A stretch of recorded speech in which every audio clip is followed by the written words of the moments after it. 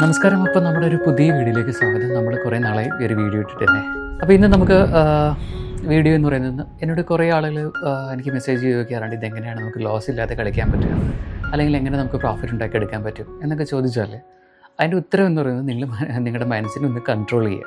ആദ്യത്തെ ഉത്തരം അത് തന്നെയാണ്. കാരണം നമ്മൾ ചെയ്യുമ്പോൾ, നിങ്ങൾ ഡെപ്പോസിറ്റ് ചെയ്യുമ്പോൾ, ഞാൻ അവിടെ നിന്ന് തുടങ്ങാം. ഡെപ്പോസിറ്റ് ചെയ്യുന്ന സമയം മുതൽ തുടങ്ങിക്കഴിഞ്ഞാൽ നമ്മൾ സാധാരണ ചെയ്യുന്ന മിനിമം ഡെപ്പോസിറ്റ് ആയിട്ടുള്ള 300 രൂപ കൊണ്ട് ഡെപ്പോസിറ്റ് ചെയ്യും. അപ്പോൾ ആദ്യത്തെ ഒരു 2-3 കളി കഴിയുമ്പോഴത്തേക്ക് അതങ്ങ് 8 നിലയിൽ പൊട്ടും. 8 നിലയിൽ പൊട്ടി കഴിയുമ്പോൾ നിങ്ങൾ എന്ത് ചെയ്യും, ആ എമൗണ്ട് ലോസിനെ കവർ ചെയ്യാൻ വേണ്ടിയിട്ട് വീണ്ടും ഒരു 300 ഇടും. അഗെയിൻ അതും 2, 3, 4 കളി കഴിയുമ്പോഴത്തേക്കും പൊട്ടും. അങ്ങനെ വരുമ്പോൾ ഈ 2 എമൗണ്ട് പോയതിനെ പിടിക്കാനായിട്ട് നിങ്ങൾ വീണ്ടും ഒരു 300 കൊണ്ടിടും. അപ്പോൾ അതും പൊട്ടിക്കിട്ടും. അപ്പോൾ ഇങ്ങനെ നോക്കിക്കഴിഞ്ഞാൽ നിങ്ങൾ തുടർച്ചയായിട്ടൊരു 3-4 പ്രാവശ്യം 300 വെച്ച് ഡെപ്പോസിറ്റ് ചെയ്യുന്നുണ്ട്. എന്നാൽ ഒരു കാര്യം ചെയ്താൽ മതി, നിങ്ങൾ ഇതിനെല്ലാം കൂടി ക്ലബ് ചെയ്തിട്ട് ഒറ്റ എമൗണ്ടായിട്ട് ഡെപ്പോസിറ്റ് ചെയ്യുക.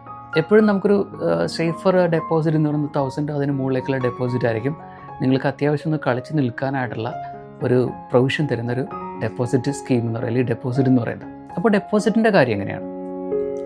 ബെറ്റർ എപ്പോഴും അങ്ങനെ ഒരു ഡെപ്പോസിറ്റ് അല്ലെങ്കിൽ ഒരു ക്യാപിറ്റൽ ക്രിയേറ്റ് ചെയ്തിട്ട് മാത്രം കളിക്കാനിരിക്കുക.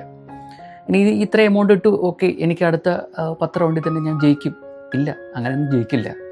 കാരണം ഇതൊരു ഗെയിമാണ്. അതുകൊണ്ട് തന്നെ കുറച്ച് സമയം എടുക്കും ഇതിൻ്റെ അകത്ത് നമുക്ക് റിക്കവർ ചെയ്യാൻ. അപ്പോൾ അങ്ങനെ വരുമ്പോൾ അതിൻ്റെ അകത്ത് നിങ്ങൾക്ക് പറ്റാവുന്ന ഒരു ബെറ്റർ ആയിട്ടുള്ള ടൈം സോൺ നിങ്ങൾ കണ്ടെത്തുക. ആ ടൈമിൽ മാത്രം എന്ത് ചെയ്യുക, കളിക്കുക. ഇനി എത്ര എമൗണ്ട് ഒക്കെ വെച്ചിട്ട് കളിക്കണം എന്ന് ചോദിക്കും. അത് നിങ്ങളുടെ എബിലിറ്റി പോലെയാണ്. നിങ്ങൾക്ക് ഏറ്റവും മിനിമം ആയിട്ടുള്ള 7 രൂപ മുതൽ 50,000 രൂപ വരെ വെച്ചിട്ട് എന്ത് ചെയ്യാൻ കളിക്കാൻ പറ്റും. ദാറ്റ്സ് ഡിപ്പെൻസ് ഓൺ നിങ്ങളുടെ കപ്പാസിറ്റി വെച്ചിട്ടാണ് നമുക്ക് അതിൻ്റെ അകത്ത് പറയാൻ പറ്റുക. ഞാനൊക്കെ ആകുമ്പോൾ ഞാൻ 100 മുകളിലേക്കുള്ള എമൗണ്ട് വെച്ചിട്ടാണ് കളിക്കുക.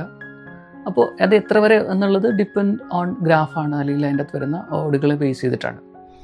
ഇനി അങ്ങനെ കളിക്കുന്ന സമയത്ത് നമുക്ക് എപ്പോഴാണ് വിഡ്രോ ചെയ്യാൻ എന്ന് ചോദിച്ചാൽ, ഞാൻ നോർമലി നമുക്കൊരു മൈൻഡിലൊരു എമൗണ്ട് സെറ്റ് ചെയ്തിട്ടുണ്ടാകും.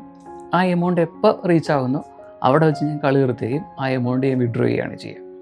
ഇതാണ് എൻ്റെ പൊതുവെയുള്ള രീതി.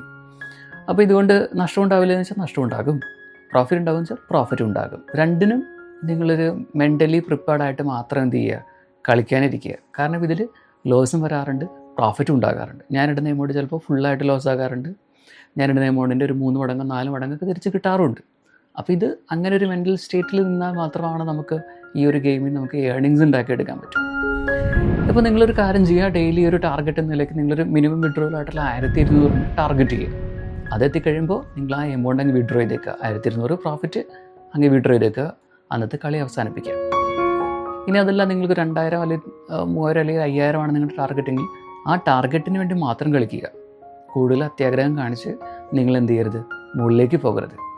സാധാരണഗതിയിൽ കുറേ ആളുകൾ പറയുന്നത്, നിങ്ങൾ വലിയ വലിയ എമൗണ്ട് കൊണ്ടുപോയിടൂ, അപ്പോൾ തന്നെ നിങ്ങൾക്ക് പടപടാന്ന് ഡെപ്പോസിറ്റ് നടത്തി പടപടാന്ന് പ്രോഫിറ്റ് ഉണ്ടാക്കി എടുക്കാമെന്നൊക്കെ പറയും. ഒന്നും സംഭവിക്കാൻ പോണില്ല. 8 നിലയിൽ പൊട്ടും എന്നല്ലാതെ നിങ്ങൾക്ക് പ്രോഫിറ്റ് ഒന്നും ഉണ്ടാവില്ല. Be study, not be greedy. നിങ്ങൾ സ്റ്റഡി ആയിട്ട് കളിക്കുക, അത്യാഗ്രഹം കാണിക്കാതിരിക്കുക. ഇതാണ് ഇതിൻ്റെ അകത്തുള്ള ബേസിക് ഒരു മാനേജ്മെൻറ്റ് എന്ന് പറയുന്നത്, അല്ലെങ്കിൽ ഡിസിപ്ലിൻ എന്ന് പറയുന്നത്. ഇനി പലരും ചോദിക്കാറുണ്ട്, ഫണ്ട് മാനേജ് ചെയ്യുന്നത് എങ്ങനെയാണ്? ഫണ്ട് മാനേജ്മെൻറ്റ് എന്ന് പറയുന്നത്, നമ്മളിടുന്ന ക്യാപിറ്റലിൻ്റെ ഒരു 80% വരെ നിങ്ങൾക്ക് ഉപയോഗിക്കാം.